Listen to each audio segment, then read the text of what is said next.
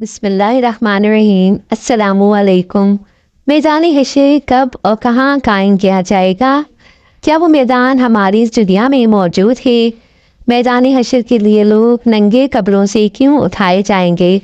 इस सिलसिले में सबसे पहले ये बात याद रखना ज़रूरी है कि अल्लाह पाक फरमाता है कि जिस दिन मौजूदा ज़मीन एक और ज़मीन से बदल जाएगी और आसमान भी बदल दिए जाएंगे, वो तमाम लोग अल्लाह वाहिद कहार के रूबरू पेश हो जाएंगे।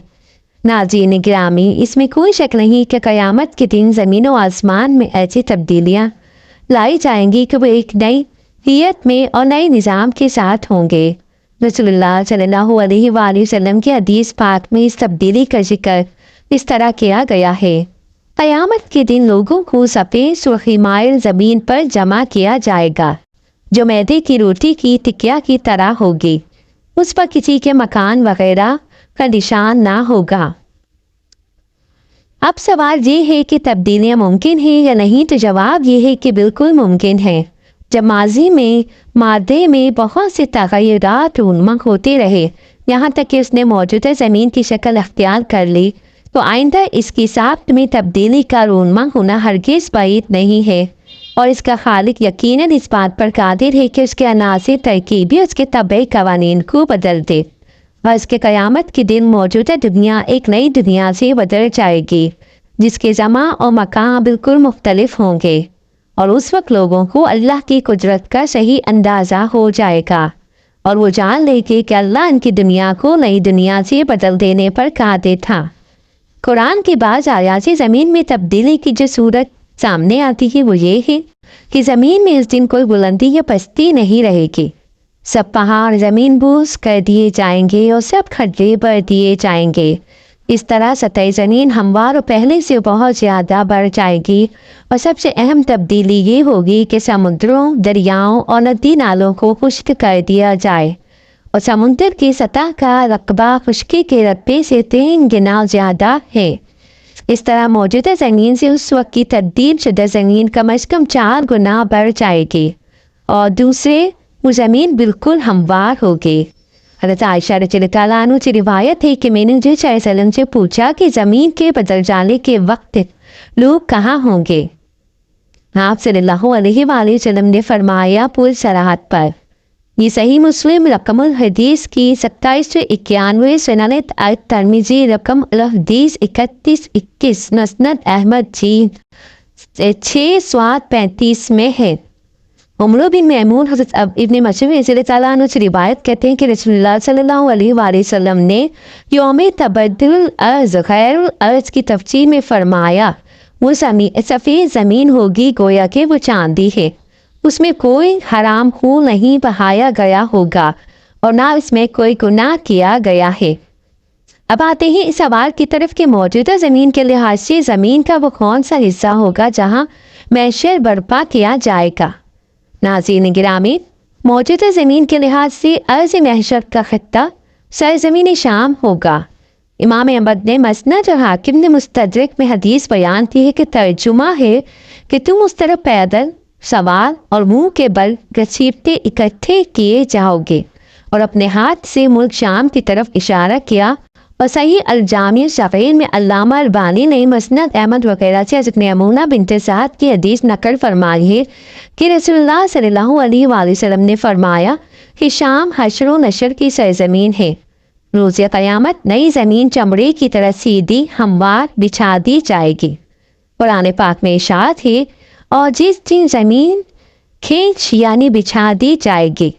इसकी तफसीर में इमाम इब्न कसीर ने रिवायत की है कि नबी करीम सल्लल्लाहु अलैहि वसल्लम ने फरमाया कि जब क़यामत का दिन होगा तो चमड़े की तरह ज़मीन को खींच कर फैला दिया जाएगा, फिर किसी आदमी के लिए 2 कदमों के रखने से ज़्यादा जगह ना होगी।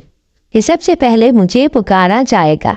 मसनद अहमद की रिवायत में कि हज़रत मैमूना रज़ियल्लाहु अन्हा ने एक बार हज़रत बारगाह नबूवत में अर्ज़ किया कि ए अल्लाह के नबी, हमें बैतुल मुक़द्दस के मुतालिक कुछ बताइए। हुज़ूर सल्लल्लाहु अलैहि वसल्लम ने फरमाया, वो उठाए जाने और जमा किए जाने का इलाका है اور ایک اور روایت میں ہے کہ حضرت عبداللہ بن عمر کے پاس ان کی باندی حاضر ہوئی، عرض کیا کہ مجھے پر زمین کی گردش ہے، یہاں سے بھی چاہتی ہوں کہ عراق چلی جاؤں۔ حضرت ابن عمر نے فرمایا کہ شام کیوں نہیں چلی جاتی، وہ حشر و نشر کی زمین ہے۔ ان روایت سے معلوم ہوتا ہے کہ میدان حشر شام کے علاقے میں قائم ہوگا، نہ کہ میدان عرفات میں، اس لیے کہ بیت المقدس کے علاقے سے مراد پورا علاقہ شام لیا جاتا تھا۔ معلوم ہونا چاہیے کہ احادیث مبارکہ میں جس خطۂ ارضی کو شام کہا گیا ہے، اس کی جغرافیائی حدود اس مملکت سے بہت وسیع ہیں، جسے آج کل دنیا ملک شام کے نام سے جانتی ہے۔ اس سے پہلے شام کے نام سے موجودہ خطۂ ارضی میں فلسطین، اسرائیل، موجودہ شام، اردن، لبنان، سائپرس اور ترکی کا ایک صوبہ بھی شامل تھا۔ البتہ اس کا تعین یہ نہیں ہے کہ علاقہ شام کے کس مقام پر میدان حشر قائم ہوگا۔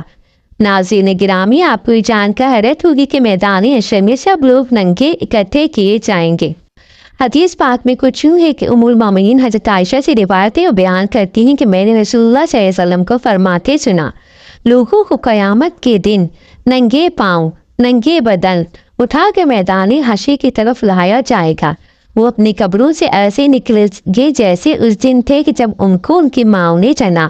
میں نے دریافت کیا کہ یا رسول اللہ، مرد اور عورتیں سب اکٹھے ہوں گے تو پھر آپ نے فرمایا کہ ایک دوسرے کو ننگے دیکھیں گے۔ آپ صلی اللہ علیہ وآلہ وسلم نے فرمایا، ایم عائشہ، معاملہ اتنا ہی سخت ہوگا کہ انہیں اس کی سوجے گی بھی نہیں۔ اور ایک روایت میں رسول اللہ صلی اللہ علیہ وسلم نے فرمایا کہ معاملہ اس بات سے کہیں زیادہ سخت اور اہم ہوگا کہ مرد اور عورتیں ایک دوسرے کو ننگے دیکھنے لگے۔ حضرت ابن عباس سے مروی ہے کہ رسول اللہ صلی اللہ علیہ وسلم نے فرمایا کہ قیامت کے دن تم لوگ ننگے پاؤں، ننگے بدن حاضر کیے جاؤ گے۔ پھر آپ صلی اللہ علیہ وسلم نے اس آیت کی تلاوت کی کہ جس طرح ہم نے انہیں پہلی مرتبہ پیدا کیا تھا، اسی طرح ہم دوبارہ لوٹائیں گے۔ یہ ہماری جانب سے وعدہ ہے اور بے شک ہم اسے کرنے والے ہیں کہ سب سے پہلے ابراہیم علیہ السلام کو کپڑا پہنایا جائے گا، پھر میرے اصحاب کو دائیں یعنی جنت کی طرف لے جایا جائے گا، لیکن کچھ کو بائیں یعنی جہنم کی طرف لے جایا جائے گا۔ میں کہوں گا کہ تو میرے اصحاب ہیں، لیکن مجھے بتایا جائے گا کہ جب آپ ان سے جدا ہوئے تو اس وقت انہوں نے کفر اختیار کر لیا تھا۔ میں اس وقت کہوں گا کہ جو عیسیٰ ابن مریم نے کہا تھا کہ جب تک میں ان میں موجود تھا تو میں ان کی نگرانی کرتا رہا، لیکن جب تو نے مجھے اٹھا لیا تو تو ہی ان کا نگہبان ہے اور تو ہر چیز پر نگہبان ہے۔ قیامت کے دن اللہ تعالیٰ لوگوں کو ان کی ریڑھ کی ہڈی سے دوبارہ پیدا فرمائے گا۔